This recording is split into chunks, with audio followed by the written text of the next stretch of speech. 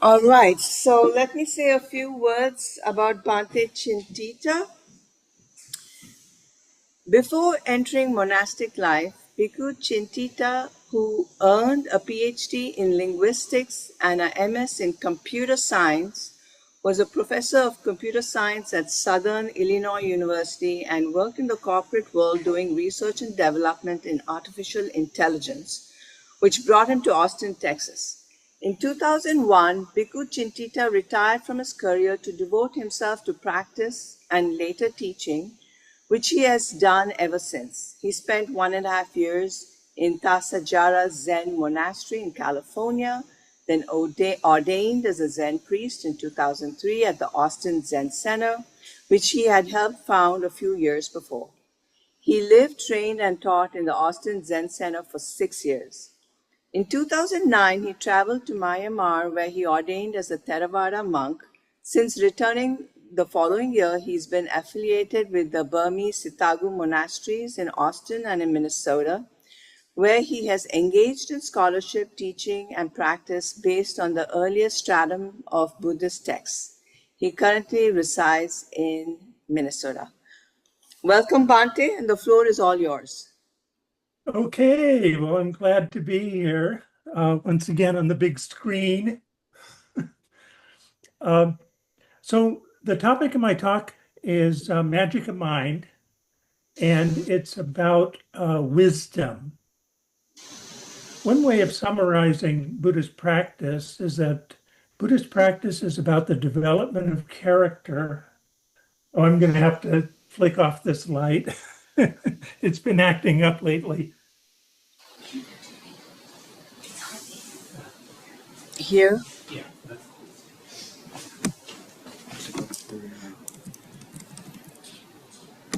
So Buddhist practice is about the development of character, in particular, wisdom and ethics or virtue. It is about perfecting these things in our lives. Along the way, we also perfect the faculties of right effort, right mindfulness, and right concentration, which I talked about in my last talk. There's a lot of confusion about exactly what wisdom is, although the Buddha gives us a very, very good account. Wisdom and ethics are actually very, very closely intertwined. So if there's some kind of mishap, you hear a crash in the kitchen, little Johnny's up to no good. There are two ways you might respond. You might say, "What got into you?" Or you might say, "What were you thinking?" So the first one refers to kind of a lapse of ethics. Something got into you, like the devil or Mara or something like that. The other one is a lapse of wisdom. You didn't know what you do. You did something foolish, and you were probably out of hubris. You thought you knew what you were doing, but you didn't. So we see that they're very closely related. They are both also treated as karma in the Buddhist teachings. We talk about karma, bad karma, as being of three different kinds: greed, hatred, and delusion.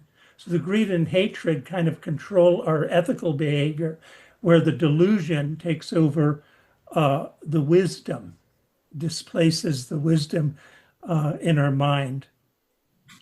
We also talk about karma of body, speech, and mind. And so the body and mind is the karma of mind is where wisdom resides. The magic of the mind, there's some of you may have run across a small booklet written in the 1970s by a Sri Lankan monk called Magic of the Mind. His name was Nyanananda.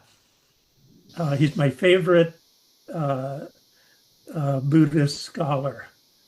A very big influence on my own understanding and my own research.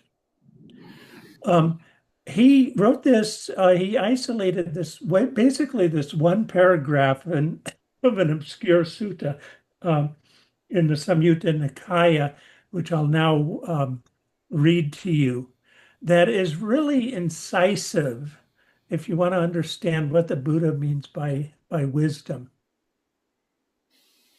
So here's how one paragraph of it reads. It's short in itself, but one paragraph. The Buddha says, suppose, bhikkhus, that a magician or a magician's apprentice would display a magical illusion at a crossroads. A man with good sight would inspect it, ponder it, and carefully investigate it, and it would appear to him to be empty, hollow, insubstantial. For what substance could there be in a magical illusion? So too, bhikkhus, whatever kind of consciousness there is, whether past, future, or present, internal or external, gross or subtle, inferior or inferior, far or near, a bhikkhu inspects it, ponders it, and carefully investigates it. And it would appear to him to be empty, hollow, insubstantial. For what substance could there be in consciousness? Okay, so this is a very interesting passage. So the magician basically creates a reality, an abnormal reality for us, and convinces us, or almost convinces us, that it's true. You see it happening, seeing is believing. And how does he do that? Well, he has a lot of tricks of the trade. He has black boxes or special curtains, mirrors, sleights of hand, various implements that he uses to produce this impression. And so the Buddha suggests if you're at a magic show that basically try to sneak backstage. You'll see everything from a different angle and you can see what the magician is really doing. And if you do that, you'll no longer be convinced of the magic. It'll appear empty, hollow, and insubstantial. So what's striking is that he says consciousness is like the magician. It creates a world, makes it up, and then convinces us that it's real. Okay, this is very fundamental to the Buddha's thinking. We know that the Buddha taught emptiness, that he generally instructed us to view the world as insubstantial, highly contingent, and that he even attacked views. He says views are very, very suspect. Any kind of view you might have, anything really turns out not to be true and ends up being hollow in some sense of the word.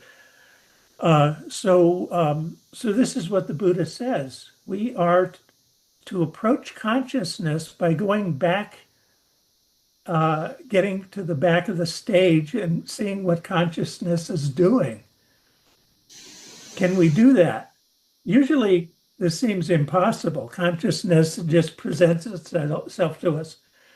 We see the things around us. That's the object of our consciousness. We don't see consciousness doing anything. In order to get backstage, of course, you need a meditative practice. That meditative practice, the primary one that will take us backstage is satipatthana, which is often called vipassana practice or insight meditation. That is what we use to take. What we learn to do is to see consciousness inventing reality. We see all of the cognitive factors. This is why the Buddha's approach seems very psychological or cognitive to us. We see all of the factors that the consciousness is employing in order to create the illusion of a reality. And then you see how they all fit together to produce that illusion. Now, the question we might ask is, isn't there really a reality out there? And pretty much, I think the Buddha was agnostic about that. He really, when he talked about reality, the closest he came was talking about the world, loka. Uh, and the world for him is the world as we experience it. So, in a very well-known quote, one that I like to bring up very often in my talks, the Buddha says, "In this fathom-long living body, along with its perceptions and thoughts, lies the world, the arising of the world, and the cessation of the world." So this really places the world, everything that we experience within our own selves, not as something out there. And yet we experience the world as something out there. We experience the world as something out there and something in here, a self that is the experiencer, and at the same time, an agent in that world that can be active in that world. So we create a duality in our minds. There's a world in here. There's a world out there. But for the Buddha, everything, even though it seems like we're experiencing directly something out there, for the Buddha, it's all in here.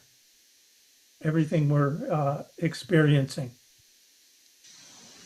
So what do? We look at the mind and watch the process of it creating that world. We take consciousness apart. In Satipatthana is basically a tutorial. It presents a series of exercises which can be thought of as mind thought experiments. And each one just kind of probes into some part of consciousness, something that underlies consciousness. For instance, we notice that consciousness is a form of awareness. Our mind has to do something for consciousness to be there. We don't just show up and the world presents itself to us. And he divides consciousness into different forms of or different modes of awareness. This is where we get the five aggregates.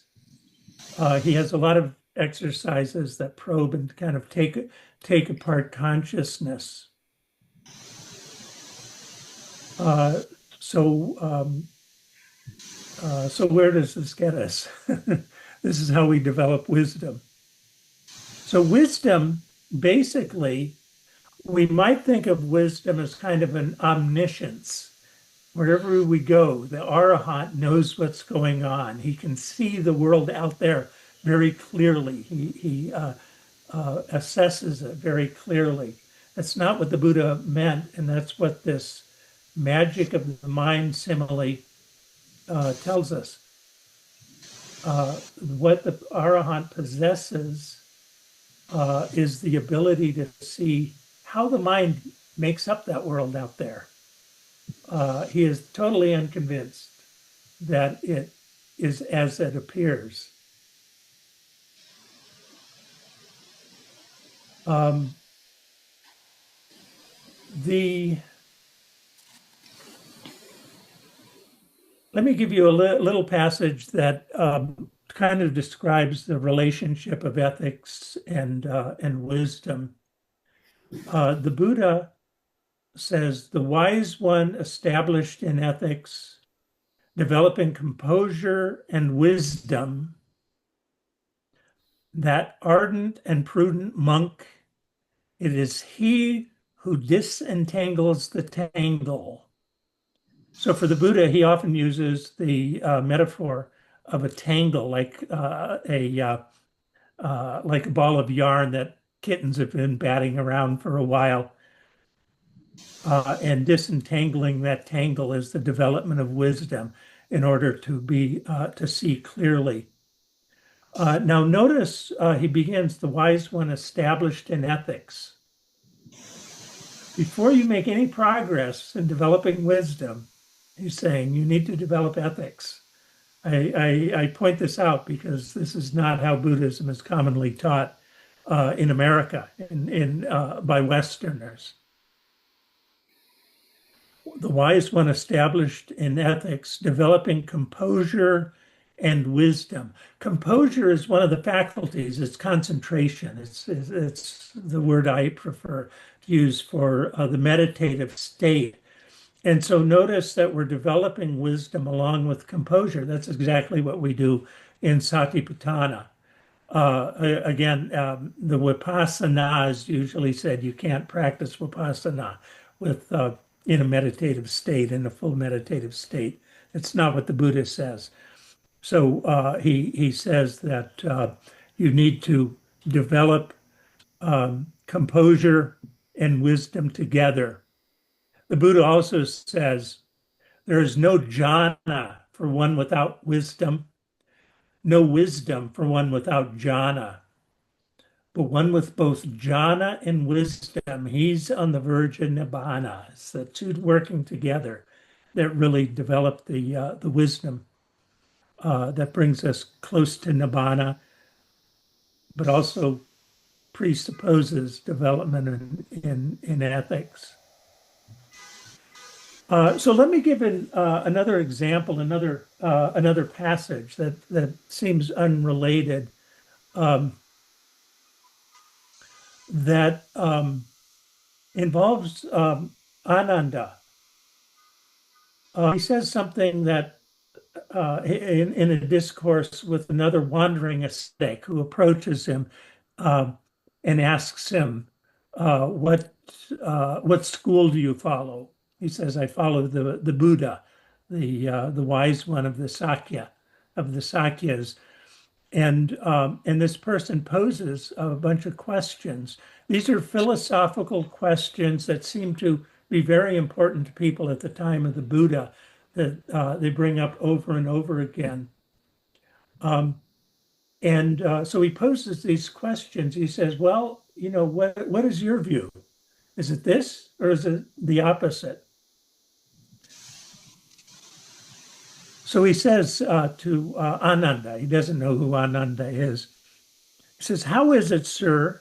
Do you hold the view the world is eternal? This alone is true. Anything else is wrong?" "I don't hold such a view, friend."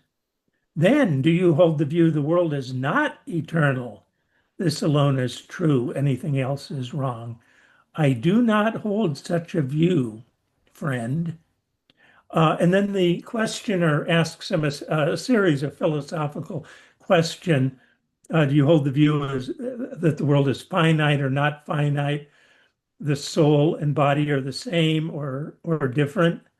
The Tathagata exists after death or not? And each time Ananda says, "I do not hold such a view, my friend." The questioner is taken aback. He says, "You have to believe one or the other. One cannot be true with the other if the other is not." So he asks, "How, friend, should the meaning of this statement be understood?" The world is eternal. This alone is true. Anything else is wrong, friend. Okay, so the answer is that Ananda answers, the world is eternal. This alone is true. Anything else is wrong, friend. This is a speculative view. The world is not eternal. This alone is true. Anything else is wrong. This is a speculative view. To the extent, friend, that there is a speculative view, a basis for views, a foundation for views, obsession with views, the origination of views, and the uprooting of views. I know and I see this. When I know and see this, why should I say I do not know and see? I know, friend, I see. So the questioners tried to pin Ananda down to one position or other, which is a view about the world out there. And he says, I see the whole thing clearly, meaning I see how it comes about that somebody might have that view.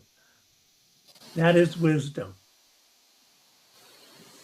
This sutta has kind of a cute ending. The questioner realizes that the monkey he's talking to seems to know his stuff.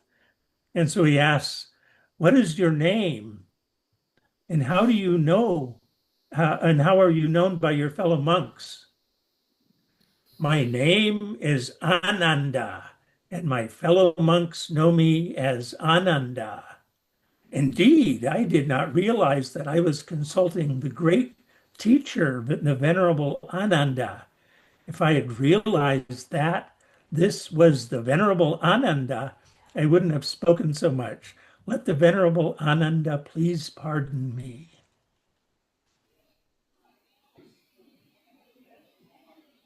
Okay, so this is how you see behind the stages, behind the stage of consciousness. Recognize where these views come from, where this impression of reality comes from, by seeing the mind make it up, as if by magic. Okay, any questions? I have one. I Yeah. I was a little bit surprised that Ananda would not claim that the world is not eternal and that it is finite. I would have expected that claim. Is that, it seems surprising to me. No, he said he claimed neither. Why would he not claim that it So was? he would not commit to any of these claims. Okay. Okay, I might have misread it, but he disavows any claims. This is the Buddha's attitude toward things. If you have a view, you're mistaken. um, the Buddha. It's interesting. The Buddha, of course, we have right view as the first step in the Noble Eightfold Path.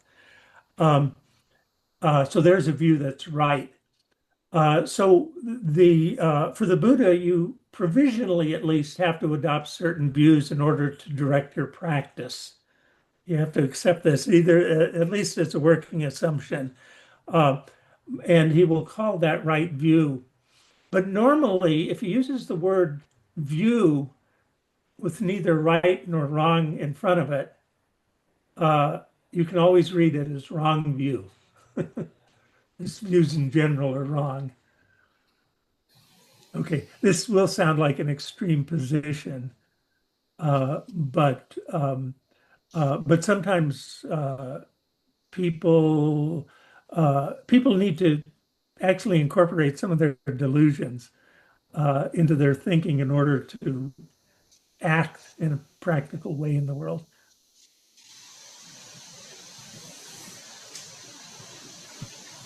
Bhante, I have a question. Yes. So Okay. I'm aware that my question can also be very speculative. And I was wondering from all of the study that you've done, if you could speak, and you may not have an answer, I recognize that. If you could speak to the nature of consciousness when there is no body. So, what happens when you are dead, you don't have a body, how does consciousness change? Oh, the Buddha doesn't really say that. One thing that has should understand, I think you may be referring in the three world interpretation of dependent co-arising. There is a step where consciousness arises, and it's interpreted the way it's most commonly interpreted in the Theravada tradition is that consciousness is actually traveling from the previous life to the present life at conception, and so it's part of the act of conception. This this interpretation, I would say, is totally wrong. The Buddha never describes consciousness as something that can move. It's only one thing. Consciousness is something that is instantaneous. There's not even a consciousness. We normally think about consciousness as kind of a flashlight that we carry around and we can look over here and look over here. But for the Buddha, consciousness is more like fireflies. They appear and disappear, little instances of consciousness. He doesn't go as far as speculating. He doesn't like to speculate. A lot of you know the simile of the handful of leaves, which he makes that clear. He only teaches what is useful in our practice toward awakening. So he has no views about what happens between one life and another. But he has no problem disassociating consciousness from the body because he can talk about it independently of the body. I think I would have a little more difficult in terms of modern cognitive science that consciousness, the mind cannot be separated from the body. The body is already embedded in our mind. So Bhante, at the Nikaya, so you mean Buddha never, okay, of course there's a rebirth, right? The samsara goes on, and because of the ignorance and the pollution, and there's life and death and all that, the 12 things of existence. But Buddha Yes. never explained that there's no self. How does one life stop and then the next life goes on? Buddha never explained how it happened or what goes on behind. No, and he would not. He would not. It would be a speculative view. So And how are we supposed to understand then? If well, you how are we don't. supposed to You don't understand need to. what's Help you going with your on? so of course our minds want to go there and figure it out. I would say I would say it's a mystery. I don't think the Buddha ever offered an explanation, and he never would have. It would not be in his way of thinking. The idea of rebirth, I think, is very important in the Buddha's thinking.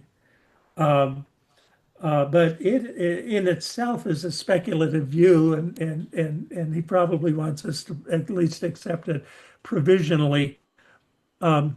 But he is not inclined to speculate about what you cannot directly experience. For him, he explains things, but he explains things in terms of conditionality between among things that we directly experience. So he's not a scientist. Science usually has hypotheses about what underlies our experience or what underlies various phenomena in the world out there. So we have a theory about atoms and string theory and theories about gravity and these things.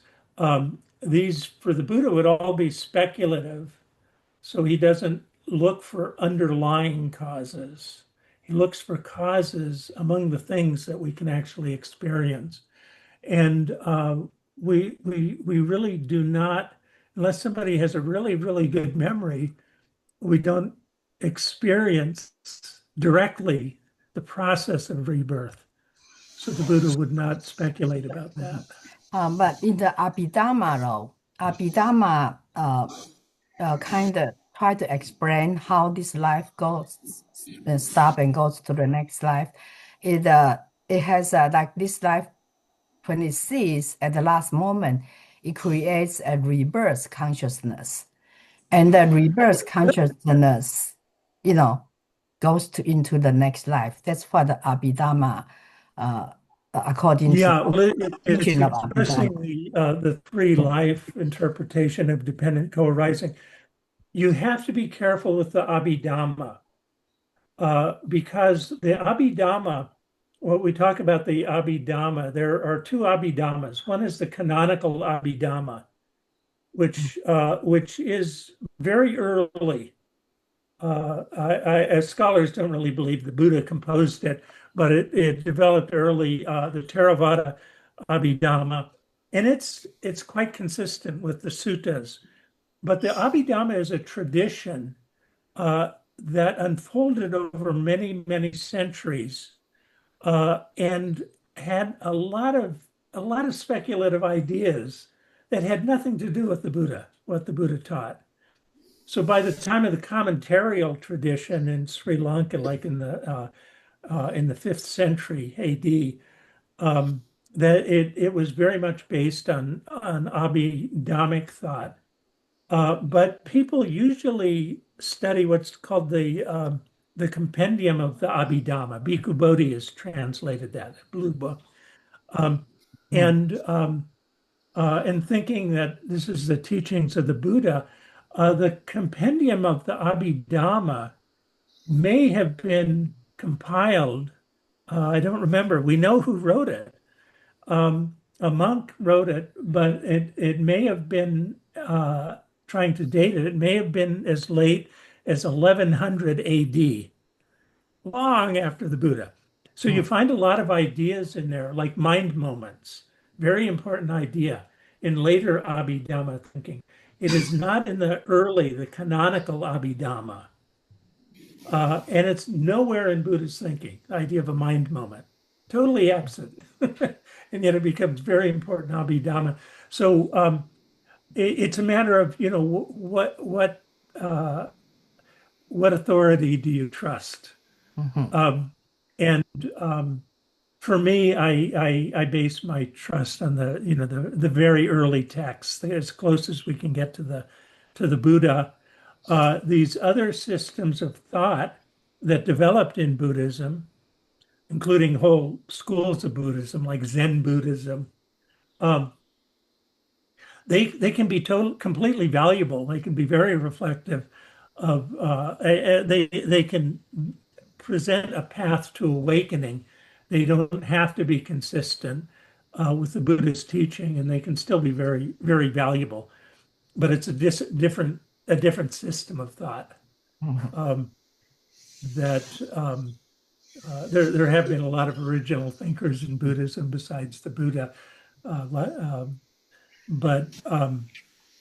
So anyway, the Abhidhamma you have to be careful with.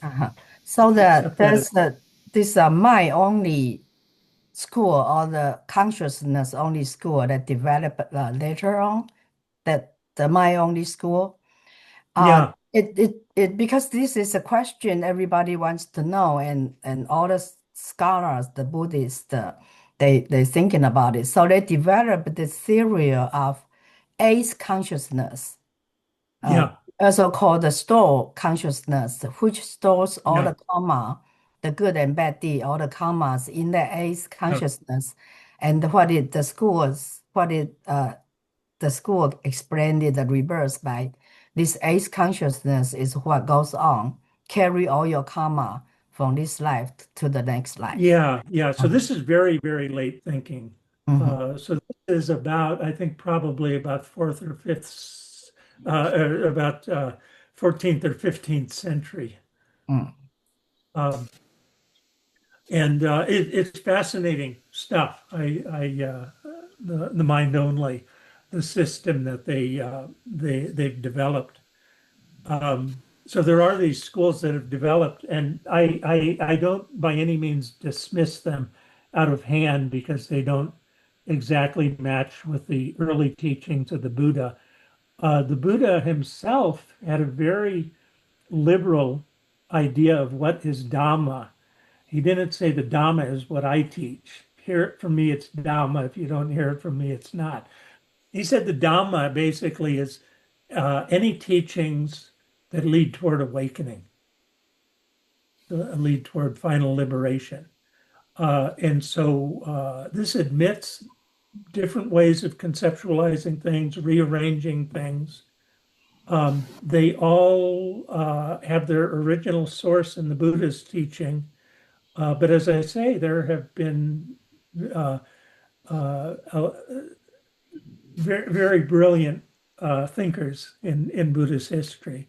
And so some of these, I look at some of the schools and I say, this is a little wanting. I think this has made, the Buddha kind of said that much better. Um, but but a lot of the later schools are very valid. I practiced Zen for a long time, Japanese Zen, and I think it's a wonderful practice. It doesn't look like much like the Buddha, though. Thank you, Bante. Okay. So, Bhante, there's a question here. so I have Okay. a question about the Buddhist view of the world because I remember reading in the suttas the Buddha being asked about whether or not the world exists because it was placed in the context of whether the Buddha was teaching annihilationism or nihilism. And it would seem that the Buddha would have to have some concept of reality outside of ourselves, because otherwise he would be teaching what would be solipsism or nihilism, and the Buddha expressly rejects teaching those kind of things. So I guess my question had to do with whether or not there is actually a world outside of ourselves, because it seems like the Buddha rejects the idea that there isn't. No, I don't think he rejects that idea, or the he does not take a stand on that question. The you just you really don't see that in the Buddha's teachings. It's interesting since I think Judy brought up the mind-only school, much later school. It's often accused of being of solipsism, which means everything's like a dream or like the Matrix. There's no world out there at all. And the Buddha could be criticized for the same reason. The fact that they're both kind of agnostic on this view.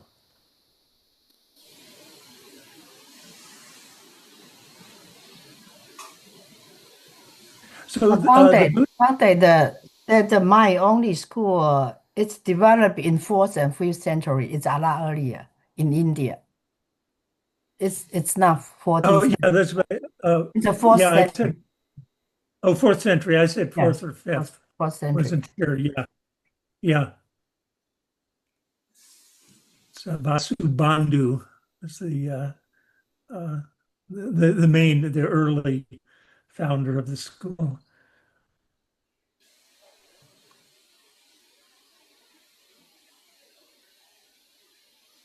Okay, any other questions? I have a question about, am I audible first? Can you hear him, Bante? I tried Uh, to. I'll turn up my volume. I have a question about it. You can repeat about the ethics. When you say, about ethics, when you gave the talk, that there is no right or wrong as one, right? So, how do you see ethics then from that angle? If there is no right or wrong, then what do you call ethics means?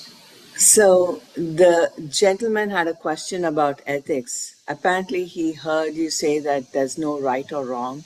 So then, what would you call ethics? Is that right? Yeah. I mean, how will you judge the Oh, I ethics? How think you're would you referring to, judge? what I said is views. No, ethics is foundational in Buddhism. Um, so I not sure what I was talking about. I did talk about right and wrong views. Um, which is not an ethical distinction. It's a wisdom distinction. Um, Buddhist ethics, ethics is a total mess in Western culture. People don't believe in ethics, and unless they want to justify themselves, and then they have all of these ethical principles. They say, "This is why I did this. I'm completely justified. He's wrong. I'm right." And that's pretty much what ethics is. You do what you want, and then figure out a way to justify it. And some people, philosophers of ethics, point out they think that the ethics has been in a state of crisis since the 17th or 18th century in the West. The Buddha's stance on ethics, I think, is much more aligned to if you know heard of virtue ethics. I've been reading about this quite a bit. It makes sense. I think what the Buddha really was teaching is a system of virtue ethics. Virtue ethics are known as an idea of Aristotle, but also within the Western tradition for a long time, the Christian tradition was informed by Thomas Aquinas. He adopted these ideas and developed them further. And some people have now attributed this also to Confucius. As far as I know, nobody's running around. What is it?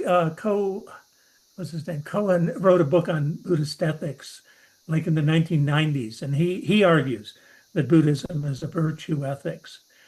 The idea of virtue ethics is that ethical principles are actually natural to humans, but they have to be refined. There seem to be other impulses that contradict our natural, but they're part of what it is to be human. But they need to be educated.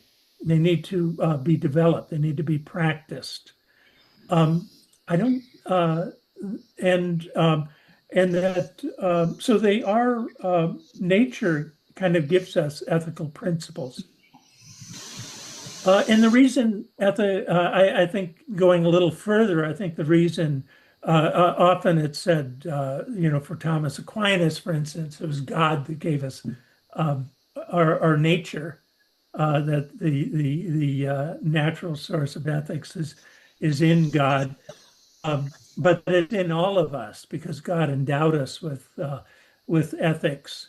I think a little more scientifically, in terms of modern thought, we can say that we behave ethically because we evolved from the apes. Within a very short time. We developed into hyper social, very cooperative actors in the world. And this we often don't feel like that in modern society or in large scale civilizations, but we developed that in our ancestral environment, which was largely where living in a tribe. We might know 150 people in in our tribe, in our group, and tribal ethics are very, very coherent. They're also tribal, though.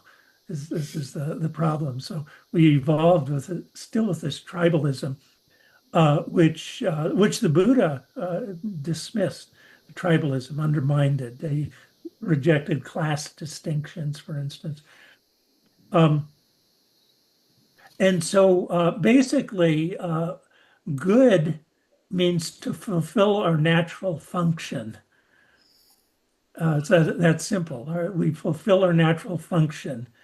We have so I have a good water bottle. It's the right size. It has a nice handle so it doesn't slip out of my hand. That's a good water bottle because it fulfills its function. You can have a good toaster or a bad toaster, a good car, a bad knife, a good knife. You can be a good plumber or a bad plumber because these things have natural functions or functions that as artifacts, as human artifacts that people have built into them. And humans are like that. And this is what makes the difference between what is good and bad. It's not an arbitrary attribution of these distinctions, which you do find in most religions or ethical teachings. Does that kind of get your question? He said yes. Okay. Probably more than you wanted to hear. One more comment? No, you. Yes. Hunter. I had one more question. And it goes back to that story with Ananda being asked a series of questions, whether the world exists or doesn't exist. That series of questions I know appears many times, and I was just unclear. Is that distinct from the unanswered questions that the Buddha has, like the questions that he's not going to answer, or is this just a rejection of speculative views? Because my understanding was with the unanswered questions, it's because they're not helpful to practice, whereas the questions being asked to Ananda seem to be questions about the nature of reality. Yeah, so speculative questions, the Buddha does not answer because they're not helpful to practice, but also they are inherently unanswerable for the Buddha. They are just, if you come up with an answer, you've concocted it. You've let consciousness concoct the answer. Thank you. So a lot of people debate things and they never reach a conclusion about the debate, but people can sure be convinced that they're right and the other person's wrong.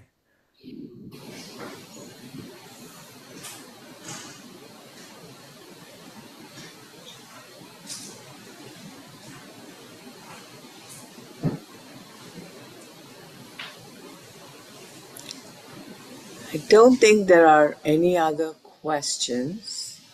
Okay, I like that you guys always have so many good questions. I think we're also close to the end of our time today.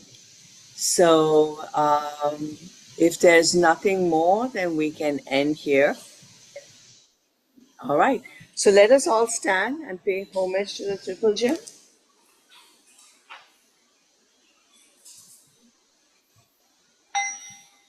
Namo Buddha. Namo Dhamma. Namo Sangha. And one bow to our speaker today, Bhikkhu Cintita. All right, thank you everybody for your participation and for showing up today. Thank you, Bhante. Okay, I have to go to lunch. Or Abbott was knocking on the door, you might have noticed. Come to lunch. Thank you, Bhante. Okay, well, thank you. Thank you. Thank you.